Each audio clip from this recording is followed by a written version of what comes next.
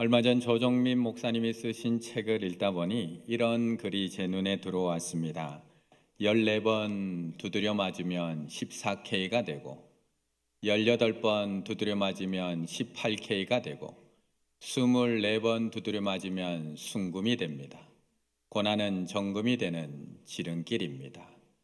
인사 나누시겠습니다. 이제 몇 번 맞으셨습니까?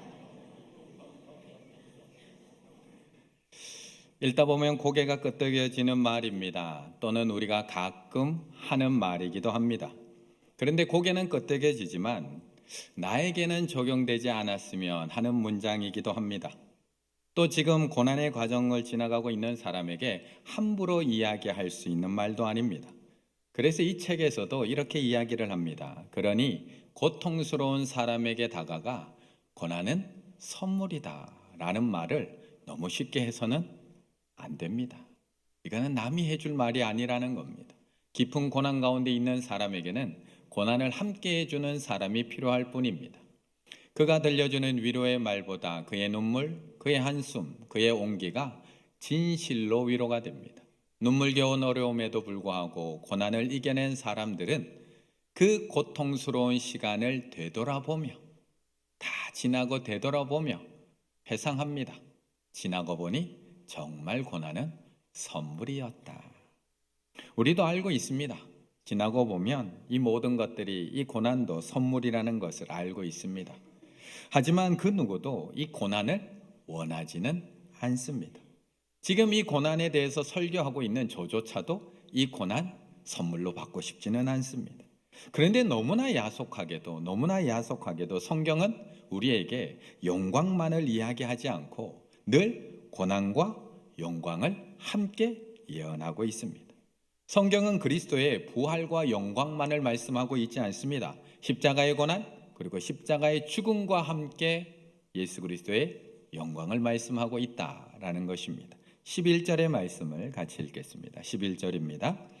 자기 속에 계신 그리스도의 영이 그 받으실 고난과 후에 받으실 영광을 미리 증언하여 누구를 또는 어떠한 때를 지시하는지 상고하니라. 아멘. 우리는 우리가 믿는 하나님이 전능하신 하나님, 지혜와 권능이 무궁하신 하나님, 만물을 주관하시고 다스리시는 하나님이기만을 원합니다. 그리고 이 땅에 우리를 위해서 오신 예수님도 우리를 죽음에서 건져주시는 예수님, 어둠의 권세를 물리치시는 예수님, 죽음에서 부활하시고 죄악된 세상에서 우리를 보호하여 주시고 구원하여 주시는 예수님이기만을 기대하며 살아갑니다. 그리고 그렇게 하지 않으실 때, 우리의 기대처럼 그렇지 않으실 때 우리는 너무나 큰 실망을 합니다. 나를 보호해 주셔야 될 예수님이 너무나 연약하게, 나를 지켜주셔야 될 예수님께서 너무나 힘없이 십자가를 향해 끌려가실 때면 우리는 실망하게 됩니다. 그리고 힘없이 그 십자가에서 죽으신 모습을 보며 우리는 큰 낙심에 빠집니다. 그런데 그 낙심과 실망은 우리들만의 문제가 아니라 예수님의 제자들도 마찬가지였습니다. 예루살렘에 도착하신 예수님께서 그 자리에서 거기서 능력을 행하시고 세상 권세를 모두 무너뜨리시고 이스라엘 왕이 되셔서 영광 중에 그 나라를 다스릴 줄만 알았는데 예수님이 너무나 힘없이 어린 양처럼 그들에게 끌려가시는 겁니다. 그 모습을 지켜본 제자들 실망하지 않을 수가 없었습니다.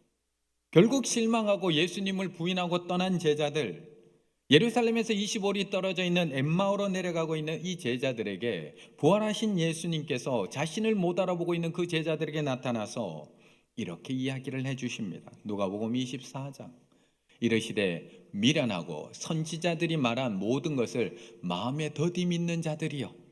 이미 선지자들을 통해서 다 말씀해 주셨다는 겁니다. 단지 귀담아 듣지 않고 믿지 않고 있을 뿐이라는 겁니다. 무엇을요?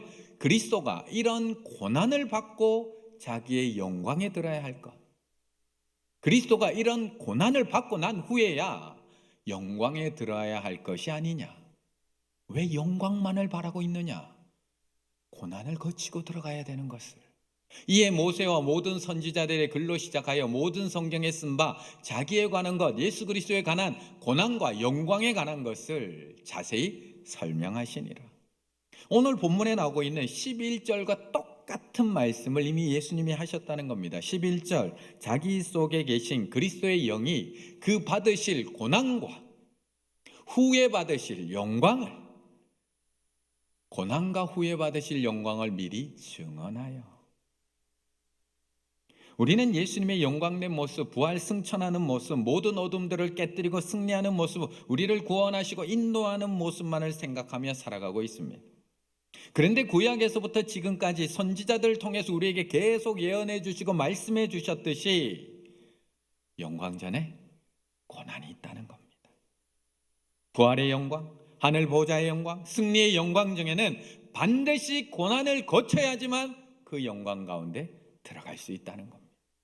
그래서 예수님의 그 영광을 이야기할 때도 항상 고난이 따라옵니다. 이사야 53장, 그는 멸시를 받아 사람들에게 버림받았으며 강고를 많이 겪었으며 질고를 아는 자라, 마치 사람들이 그에게서 얼굴을 가리는 것 같이 멸시를 당하였고 우리도 그를 귀히 여기지 아니하였도다. 성경에는 예수님의 승리와 영광만을 기록해 놓고 있지 않습니다. 예수님이 그 전에 당하신 고난, 조롱, 핍박 먼저 기록해 놓고 있습니다. 항상 고난과 영광은 함께 주어진다고 말씀하고 있는 겁니다. 그렇다면 우리에게는 내가 원하는 대로 영광만 주어져야 하는 걸까요? 그렇다면 우리에게는 고난 없이 영광만 주어져야 하는 걸까? 예수님 잘 안 믿는 저 집사님만 고난받고 예수님 잘 믿는 나는 고난받으면 안 되는 걸까요? 세상 사람들은 고난받은 것이 당연하지만 예수님을 나의 구주로 믿는 나는 고난받으면 고난이 없어야만 하는 걸까요? 어쩌면 예수님과 내가 지금 똑같은 고난을 당하고 있다면 예수님이 받으신 영광을 향해 우리는 지금 잘 따라가고 있는 겁니다. 그걸 말씀하고 있는 겁니다. 13절의 말씀 같이 있습니다. 13절입니다. 그러므로 너희 마음의 허리를 동이고 근신하여 예수 그리스도께서 나타나실 때에 너희에게 가져다 주실 은혜를 온전히 바랄지어다. 아멘. 그래서 베드로는 오늘 본문을 통해서 우리에게 고난의 이유에 대해서 설명하고 있지 않습니다. 고난의 이유를 알고 어떻게 하면 그 고난의 문제를 해결하고 어떻게 하면 그 고난을 피해갈 수 있는지에 대해서 우리에게 말해주고 있지 않습니다. 도리어 오늘 베드로는 예수님이 고난받고 영광에 들어가신 것처럼 우리도 고난을 정면 돌파해야지만 그 영광에 들어갈 수 있다는 것을 이야기하고 있는 겁니다. 오늘 베드로가 써서 보내고 있는 이 편지는 네로 황제 때 쓰여진 서신입니다. 단지 기독교에 대한 대탄압이 시작되었던 로마 대화재 전이냐 그 바로 후냐, 그 시점에 대한 신학자들 사이에 조금의 차이가 있을 뿐이지 AD 64년 전후로 쓰여진 편지입니다. 기독교에 대한 로마의 핍박이 점점 강해지고 있었습니다. 그런데 로마 시내에 일어났던 대화재 이후에 그 모든 책임을 기독교인들에게 돌린 이 네로로부터 시작을 해서 교회에 대한 대박해, 교인들에 대한 대박해가 시작되었던 겁니다. 이에 베드로는 소아시아에 흩어져 살고 있는 그리스도인들에게 지금 편지를 보냅니다. 안 그래도 믿음 지키며 사는 것이 너무나 힘든데, 안 그래도 믿음 때문에 이방 땅에 가서 그냥 살기도 먹고 살기도 너무나 힘들고 어려움 가운데 있는 이 나그네와 같은 그리스도인들에게 이제 더 큰 고난이 다가오고 있다, 이제 더 큰 불시험이 다가오고 있는데 그거 잘 피해, 잘 숨어 있어, 이걸 이야기하고 있는 게 아니라 어떻게 하면 정면 돌파해 나갈 수 있을지에 대해서 편지 보내고 있는 겁니다. 13절, 그러므로 너희 마음의 허리를 동이고 근신하여. 그러므로 너희, 그 고난이 오니까 그러므로 너희 피해, 숨어 라고 얘기해 주는 게 아니라 그러므로 너희 마음의 허리를 동이고 허리 질끈 매고 머리끈 묶고 근신하여 잘 헤쳐나가라는 겁니다. 허리를 동이고 아나조사 메노이, 허리띠를 졸라 매다, 단단히 준비하다, 마음을 긴장시키다, 출격 준비를 하다. 이스라엘 백성들이 애굽을 탈출하기 전날 밤에 유월절 어린 양을 식구들과 함께 나눠 먹습니다.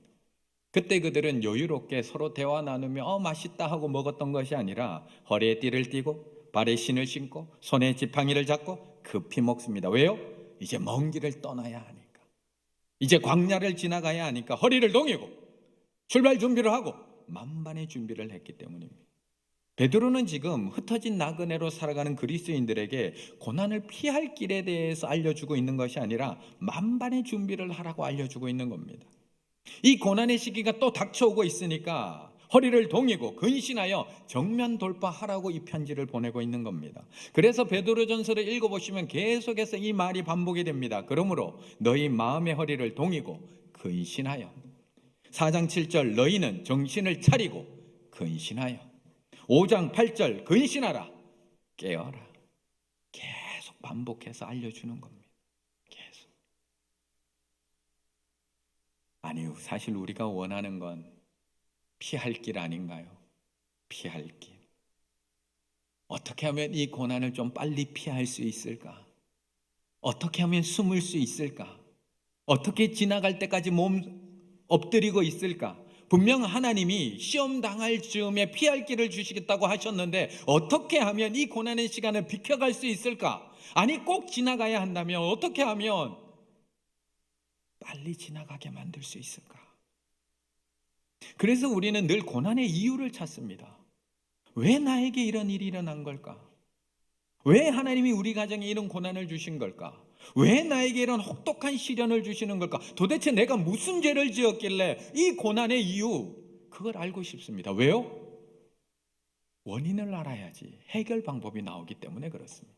진단이 정확해야지 치료 방법이 나오기 때문에 우리는 빨리 고난의 원인을 알고 싶어 합니다. 그래야지 고난의 문제를 빨리 해결하거든요. 그래서 욥의 친구들은 욥을 찾아가서 끊임없이 고난의 이유에 대해서 찾는 겁니다. 죄 때문일 거야. 빨리 회개해. 그럼 이 고난 하나님이 지나가게 해주실지도 몰라. 그런데 오늘 베드로는 우리에게 피할 길이 아니라 정면 돌파를 이야기하고 있는 겁니다. 예수님도 영광 받기 전에 고난 당하셨던 것처럼 우리도 하나님 나라의 영광을 얻기 위해서는 먼저 고난 당해야 한다는 것을 말해주고 있습니다.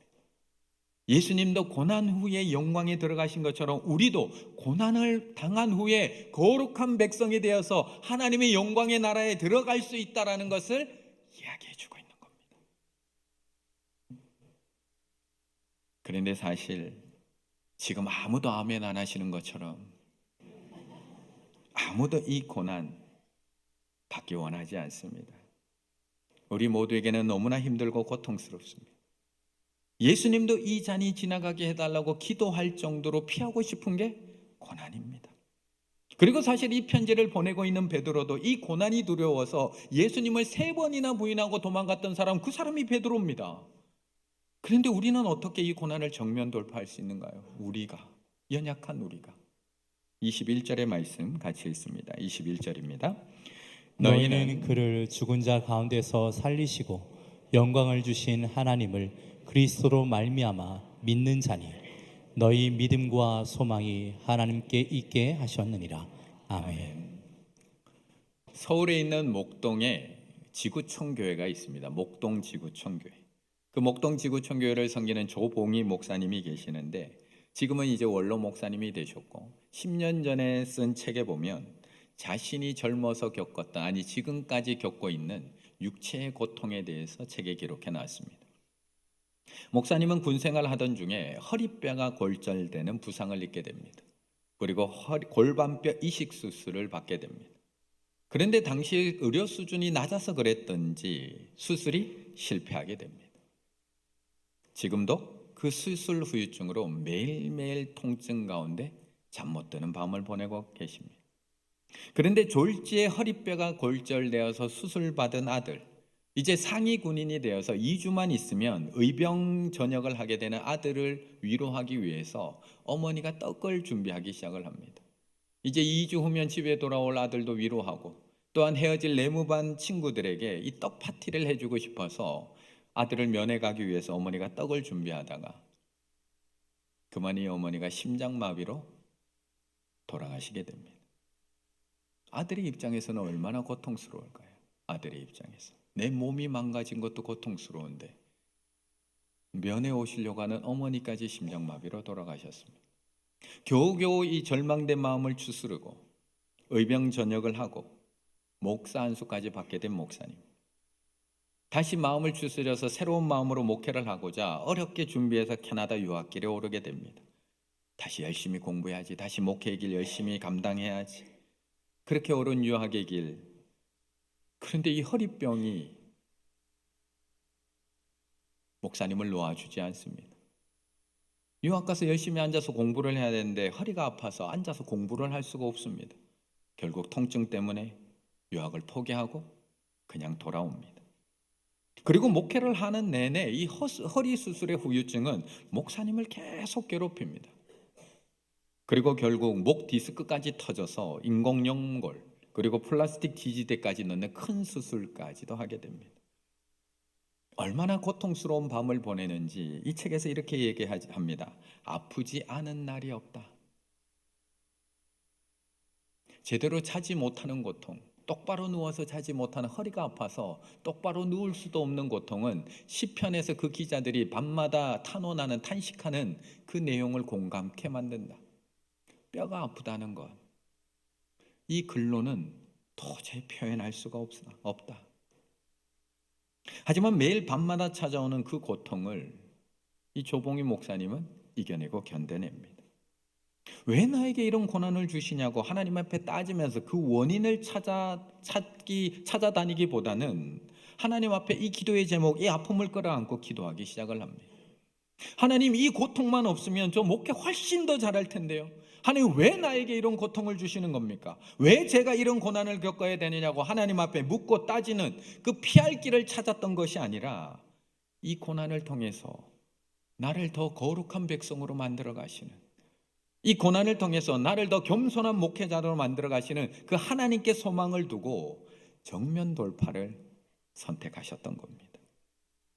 그러면서 책에 이렇게 기록합니다. 그래서 주님은 우리가 고난의 원인을 묻기보다 견디려는 자세를 취하라고 하신다. 고난의 관문을 통과하며 살아가라고 하신다. 그러면 주님은 우리 곁으로 찾아오셔서 도와주신다. 갓난신고, 고되고 어렵고 맵고 쓴 뼈를 깎는 듯한 고난의 세월을 거치면 우리는 잘 연단받은 이후에 정금 같은 믿음에 이른 사람을 하나님은 자랑스러워 하신다. 공개적으로 격찬하시고 더 크게 축복하신다. 이것이 바로 욥기의 메시지이다. 그렇다면 우리에게 허락된 이 고난의 목적은 무엇일까요? 욥에게 허락된 고난의 목적이 정금 같은 믿음의 사람으로 세우는 것이라면 우리에게 허락된 지금 주어진 이 고난의 목적은 무엇일까요? 예수님에게 허락된 고난의 목적이 우리를 살리시고 부활하여 영광 중에 들어가는 것이 목적이라면 우리에게 지금 허락하신 이 고난의 목적은 무엇일까요? 왜 그렇게 고난 중에 계십니까? 베드로전서를 읽어내려다가도 보면 이렇게 이야기합니다. 그러나 너희는 택하신 족속이요 왕같은 제사장이요 거룩한 나라요 그의 소유가 된 백성이니. 이게 그냥 만들어질까요? 그냥 거룩한 백성 되실 수 있겠습니까? 이게 그냥 만들어질까요? 고난의 과정 없이. 이는 너희를 어두운 데서 불러내어 그의 기이한 빛에 들어가게 하시니에 아름다운 덕을 선포하게 하려 하심이라. 국가대표 선수들이 선수촌에 들어가서 온몸이 아프고 힘들지만 그 고된 훈련을 참고 견디고 이겨내는 이유는 단 하나밖에 없습니다. 그 과정을 거쳐야지만 영광의 자리에 선다는 것을 알고 있기 때문에 그렇습니다. 그 고난 후에 영광에 들어간다는 것을 알고 있기 때문에 그 과정을 견뎌내는 겁니다. 그래서 고난을 돌파하는 힘은 소망밖에 없습니다. 지금은 비록 이렇게 힘들고 숨도 잘 쉬어지지 않고 밤마다 눈물 흘릴 수밖에 없지만 하나님께서 허락하신 이 고난의 과정을 잘 거치고 나면 내가 왕같은 제사장이요 거룩한 나라가 되어서 하나님 앞에 서 있을 나를 바라보는 것, 그 소망밖에 없습니다. 지금은 비록 밤마다 통증 때문에 똑바로 누워서 잠들 수도 없고 아무에게도 말할 수 없는 아픔을 안고 살아가야 하지만 하나님이 나에게 허락하신 이 고난의 과정을 거치고 나면 예수 그리스도와 함께 영광의 자리에 서 있을, 그 자리에 서 있을 나를 바라보는 것, 우리는 그 소망을 가질 때 그 어떤 고난도 돌파해 나갈 수 있다는 것입니다. 오늘 우리에게 베풀어 주신 이 성찬, 오늘 베풀어 주신 이 거룩한 성찬, 예수님이 영광일까요? 예수님이 고난일까요? 영광의 자리에 지금 초청하고 계신가요? 고난의 자리에 초청하신가요?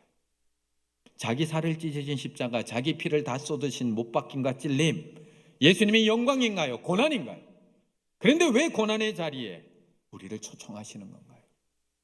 이 고난 뒤에 영광이 있기 때문입니다. 이 고난을 거친 후에야 부활의 영광으로 들어갈 수 있기 때문에 그렇습니다. 오늘 예수님께서는 우리를 고난 이후에 영광의 자리로 초청하고 계시는 겁니다. 너도 나와 똑같은 고난 가운데 있니? 거기서 끝나는 것이 아니란다.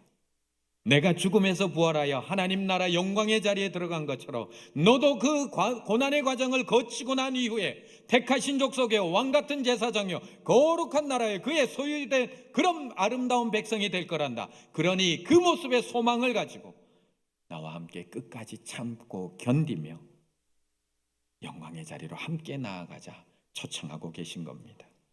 오늘 베풀어 주신 이 거룩한 성찬을 통해서 십자가의 고난만 바라보지 마시고 그 너머에 있는 부활의 소망, 천국의 소망, 영광의 소망을 바라보시며 나에게 주어진 이 고난을 정면으로 잘 돌파해 가실 수 있는 우리 충일의 가족들 다 되시기를 간절히 바라겠습니다.